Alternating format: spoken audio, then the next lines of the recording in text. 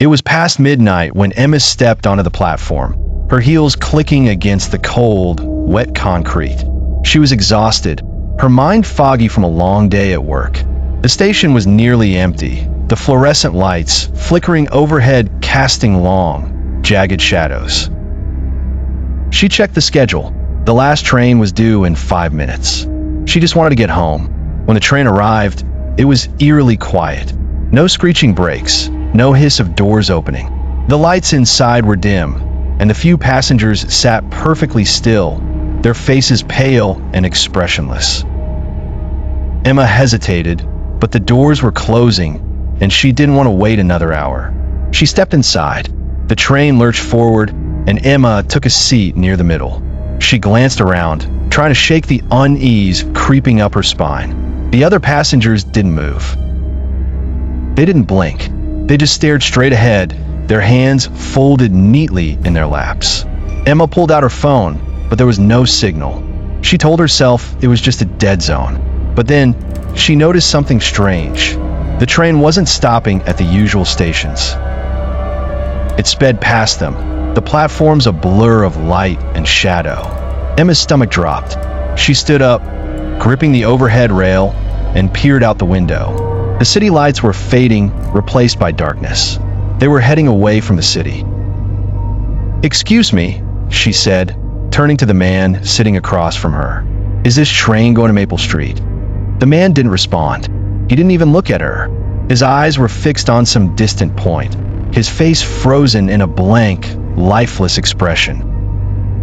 Emma's heart began to race. She moved to the next car, but it was the same. More passengers, all motionless, all silent. The train slowed, and Emma felt a flicker of hope. But when the doors opened, she realized they weren't at a station. They were in the middle of nowhere. The platform was crumbling, overgrown with weeds, and the sign above it was rusted and unreadable. The air was thick with the smell of decay. Emma stepped off the train, her legs trembling. She turned back, but the doors were already closing. The train pulled away, leaving her alone on the platform. She pulled out her phone again, but it was dead. The only sound was the wind whispering through the trees. And then she heard it, a low, guttural growl coming from the shadows.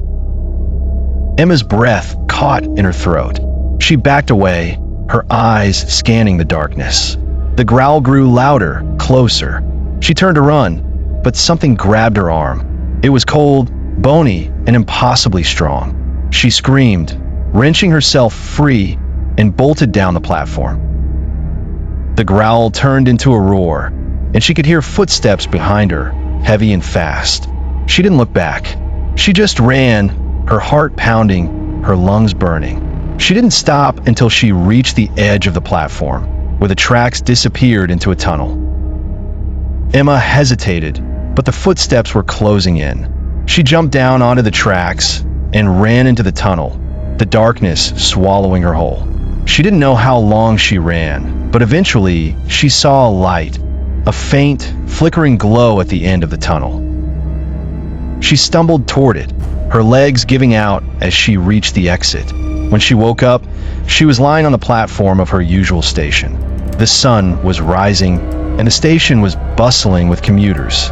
She looked around, disoriented, but everything seemed normal. She checked her phone. It was working again, and the date was the same. It was as if the whole night had never happened. But as she stood up, she noticed something.